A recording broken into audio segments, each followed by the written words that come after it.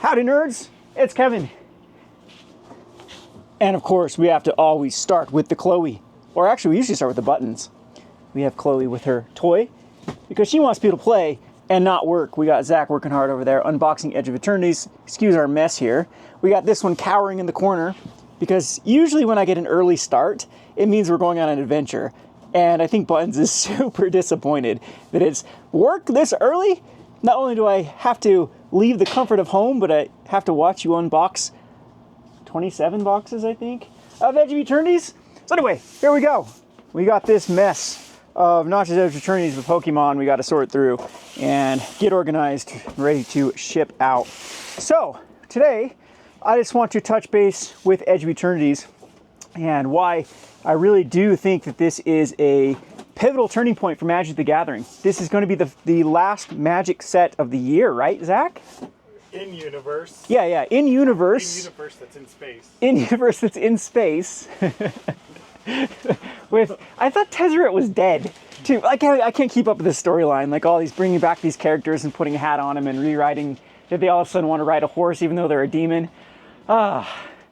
Yeah, anyway, I digress. We're not going to complain about just the discombobulation of Magic the Gathering because, as I've stated before, I've kind of come to terms with Magic as the mechanics, not the overall lore and storyline that we grew up with. So I'm not going to boomer out here and complain and shake my fists at stuff I can't control. So anyway, Edge of Eternities, though, is an absolutely hyped set. The hype actually was a little bit lagging behind. So we predicted this, it could go one of two ways. You either could ride the wave of Pokemon and Final Fantasy and be like, okay, Magic's hot, they're going to buy no matter what it is. New Capenna could have come out right now and people would have eaten it up. There's that whole theory. But the other theory is that the slots are really, really good, really strong, got people excited. You know, whenever you put something like Eldrazi or Slivers or those things. Unfortunately, though, I do see going forward, I'm not actually sure how this set is going to fare because the mechanics, I personally like the mechanics. I personally like a lot of the set design, but I've also realized I am the minority. And I know this because a lot of the most beloved sets where people have just thought the mechanics and everything were just so great, I've actually couldn't stand. Like Kamigawa, for example, that's one of the sets that I thought was just kind of, yeah. I thought Limited was kind of meh. I thought the whole mechanical thing was kind of boring and obvious.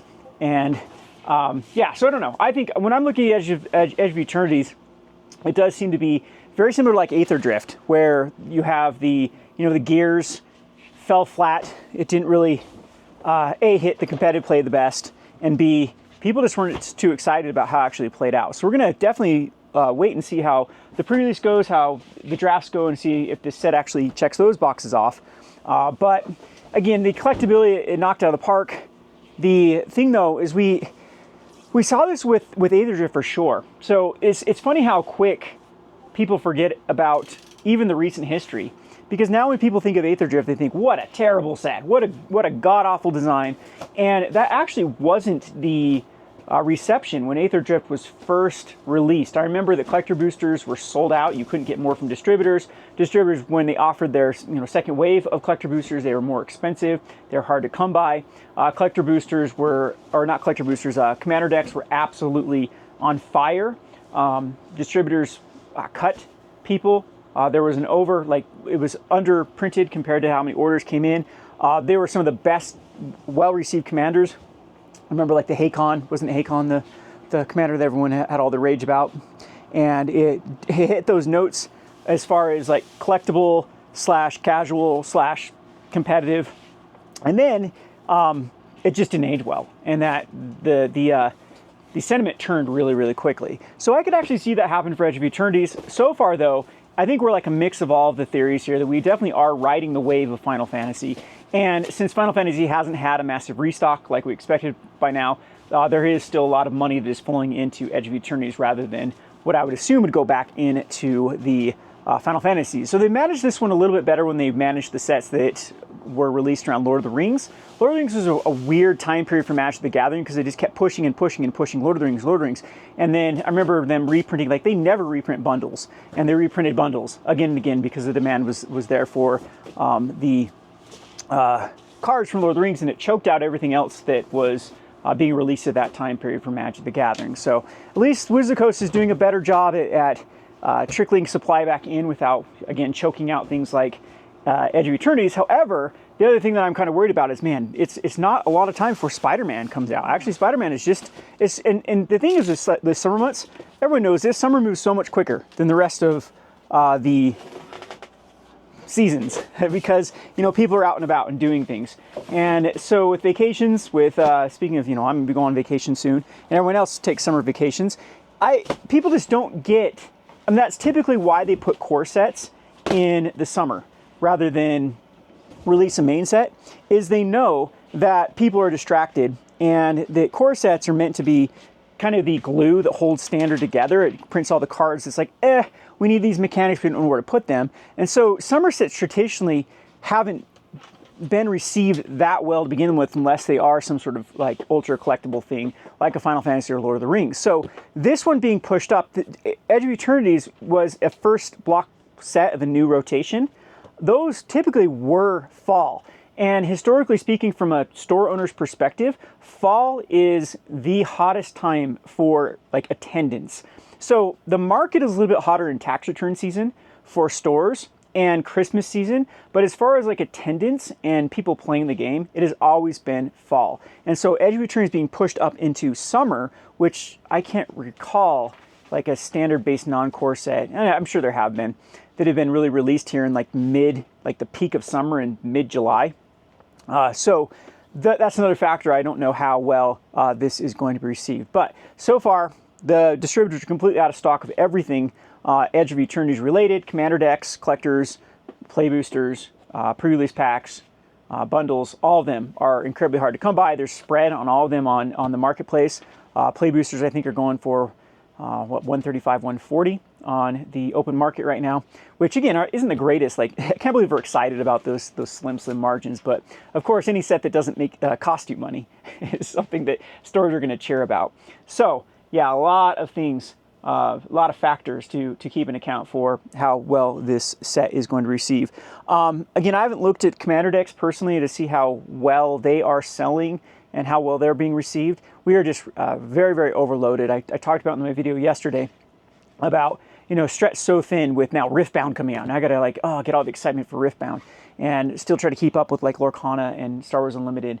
And, I definitely can see a cooling off in the market across the board. And admittedly, that's probably has more to do just with the peak of summer. This happens every year, and then it takes a little bit of excitement to build back up.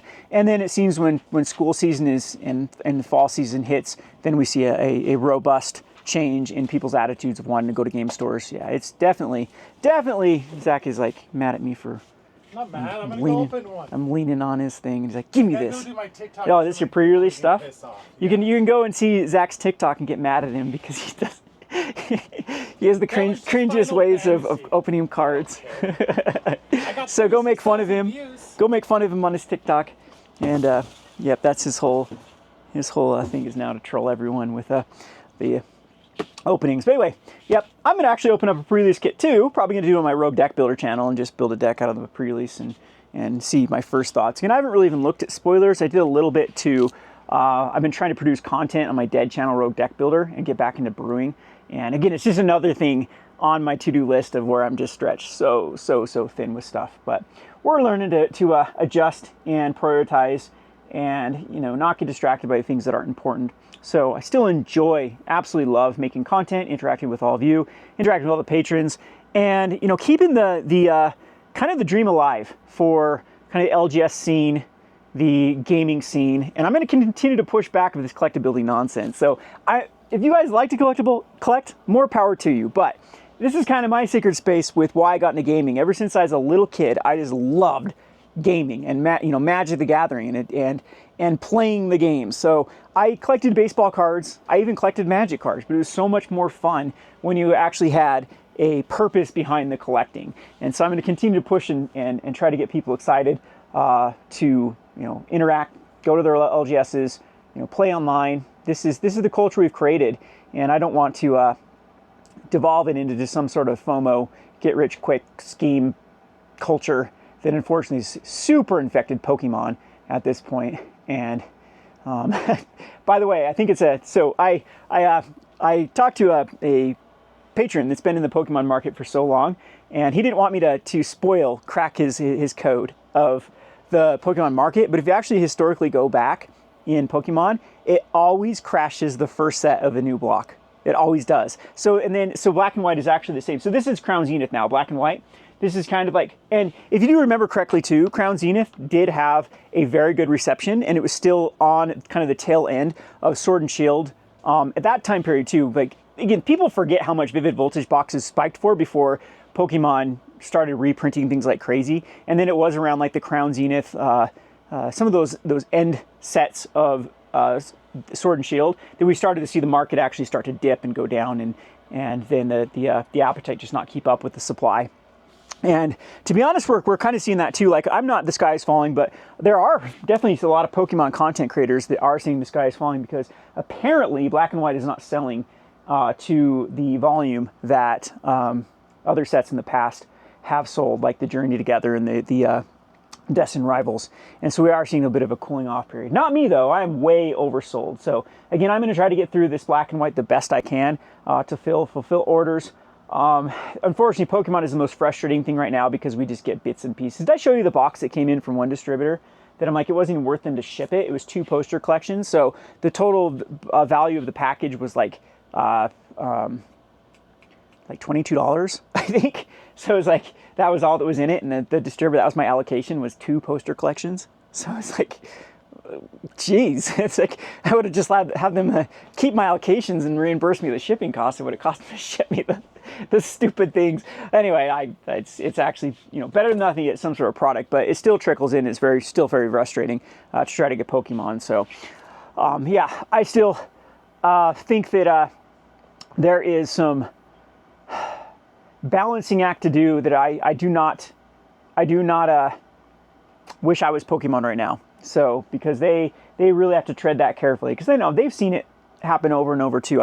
Every one of their blocks has crashed. Every one of them. Go back to Sun and Moon, Sword and Shield, now Scarlet and Violet. I mean, Scarlet and Violet started with kind of a really lull, but yeah, it does tend to be very cyclical of this. So it'll be very, very interesting to see this black, the Black Bolt set, to see if it can actually keep on. Mega's not a new announcement, right? Mega's just like a Champion's Path type set.